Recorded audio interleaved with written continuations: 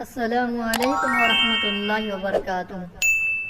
ایک نئی ویڈیو کے ساتھ حاضر ہے، واقعہ حضرت آدم علیہ السلام کا۔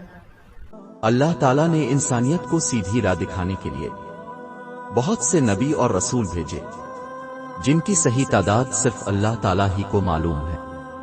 البتہ چند انبیاء علیہم السلام کا ذکر اللہ تعالیٰ نے قرآن مجید اور رسول اکرم صلی اللہ علیہ وسلم نے احادیث مبارکہ میں کیا ہے۔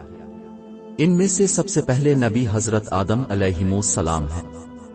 مفسر قرآن حضرت عبداللہ بن عباس رضی اللہ عنہ نے فرمایا، حضرت آدم علیہ السلام کی تخلیق سے تقریباً 2000 سال پہلے اللہ تعالیٰ نے زمین پر جنوں کو آباد کیا۔ جب جنات زمین میں فساد پھیلانے اور آپس میں قتل و غارت کرنے لگے تو اللہ تعالیٰ نے ابلیس شیاطین کے باپ کو فرشتوں کی میت میں بھیجا کہ جنات کو سمندروں اور جزیروں کی طرف بھگا دو۔ ابلیس نے فرشتوں کو ساتھ لے کر جنات کو سمندروں اور جزیروں کی طرف بھگا دیا۔ ابلیس شیاطین کا باپ خود بھی جنات کی نسل میں سے تھا، لیکن کثرت عبادت کی وجہ سے اللہ تعالیٰ نے اسے فرشتوں کا سردار بنا دیا۔ فرشتوں کا سردار بننے کی وجہ سے ابلیس میں غرور اور تکبر پیدا ہو گیا۔ اس نے یہ سمجھا کہ مجھے آسمان و زمین میں اتنا بڑا مقام اس لیے ملا ہے کہ میں اللہ تعالیٰ کے نزدیک تمام مخلوقات سے افضل ہوں۔ اللہ تعالیٰ کو اس کا غرور اور تکبر پسند نہیں آیا، اور اسی وقت اللہ تعالیٰ نے فرشتوں کے سامنے ایک ایسی مخلوق کو پیدا کرنے کا اظہار فرمایا جو زمین میں اللہ تعالیٰ کی نیابت قائم مقامی کرے۔ وہ وقت یاد کیجئے جب آپ کے رب نے فرشتوں سے کہا کہ میں زمین میں اپنا کوئی خلیفہ نائب بنانے والا ہوں۔ فرشتے زمین میں جنات کا فساد اور خون ریزی دیکھ چکے تھے۔ انہی فرشتوں نے حکمت معلوم کرنے کے لیے کہا، اے اللہ، کیا اب زمین میں ایسی مخلوق کو اپنا نائب بنانا چاہتے ہیں جو زمین میں فساد پھیلائے اور خون ریزی کرے، جبکہ ہم آپ کی حمد کے ساتھ تسبیح اور پاکیزگی بیان کرتے ہیں۔ اللہ نے فرمایا، جو حکمت میں جانتا ہوں وہ تم نہیں جانتے۔ پھر اللہ تعالیٰ نے اپنی چاہت کو عملی جامہ پہناتے ہوئے حضرت آدم علیہ السلام کا پتلا اپنے ہاتھوں سے تیار کیا۔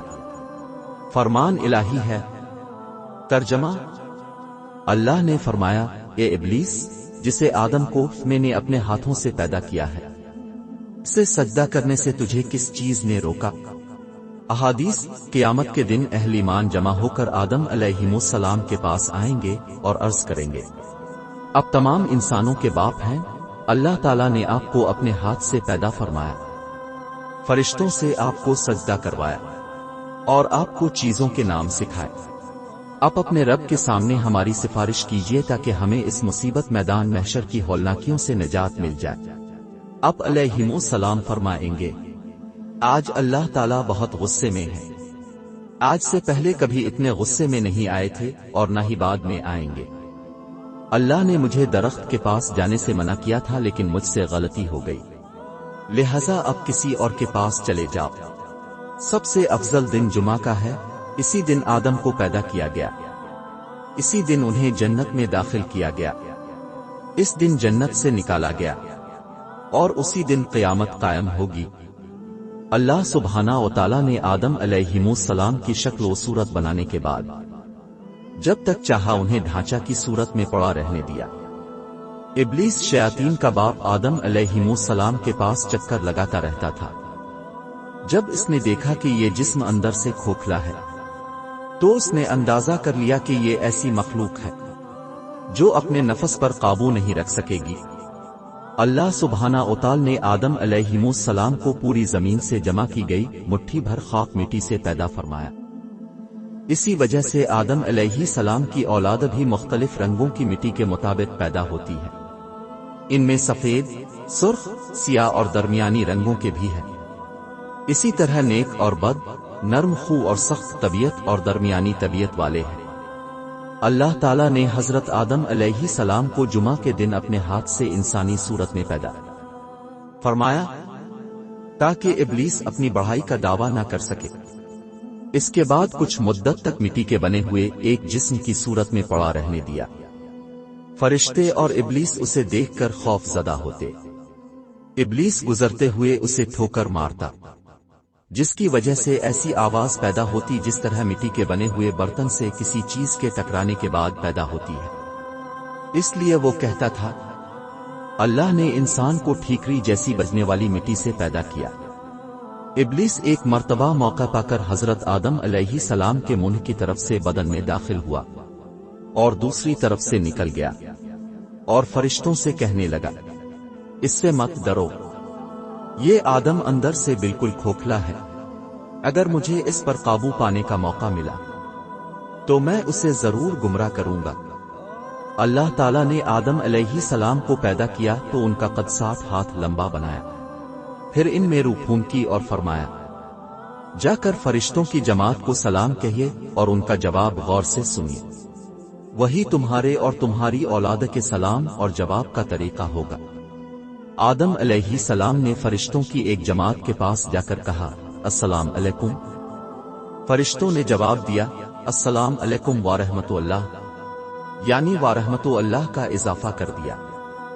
جنت میں جو بھی داخل ہوگا وہ آدم علیہ السلام کی صورت پر 60 ہاتھ قد کا ہوگا۔ اس کے بعد آج تک مخلوق کے قد میں کمی ہوتی رہی ہے، یہاں تک کہ موجودہ صورت آ گئی۔ فرشتوں کو اولاد آدم کی خون ریزی کا علم کیسے ہوا؟ فرشتے زمین پر جنات کے آپس کے لڑائی جھگڑوں اور خون ریزی کو دیکھ چکے تھے۔ اس کو سامنے رکھتے ہوئے انہوں نے اولاد آدم کے بارے میں بھی یہ خدشہ ظاہر کیا کہ یہ بھی آپس میں خون ریزی کا ارتکاب کر سکتے ہیں۔ اللہ نے فرمایا، فرشتے حضرت آدم علیہ السلام سے پہلے زمین پر آباد ہونے والی مخلوقات کے حالات دیکھ چکے تھے۔ ترجمہ، اللہ تعالیٰ اصل حقیقت کو خوب جانتے ہیں۔ خلیفہ بنانے کی مصلحت۔ جب اللہ تعالیٰ نے فرشتوں کو ایک نئی مخلوق پیدا کرنے کی خبر دی تو انہوں نے اس نئی مخلوق کو پیدا کرنے کی مصلحت معلوم کی، تو اللہ تعالیٰ نے فرمایا، بلا شبہ میں وہ باتیں جانتا ہوں جن کا تمہیں علم نہیں، یعنی میں اس نئی مخلوق میں نبی، رسول، عابد، صدیق، شہید، زاہد، ولی، بعمل علماء اور صالح پیدا کروں گا۔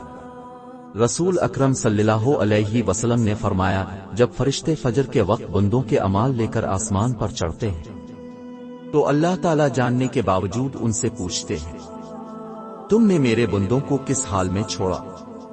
فرشتے جواب دیتے ہیں کہ جب ہم گئے تھے وہ نماز عصر میں مصروف تھے، اور جب واپس آئے تب بھی وہ نماز فجر میں مصروف تھے۔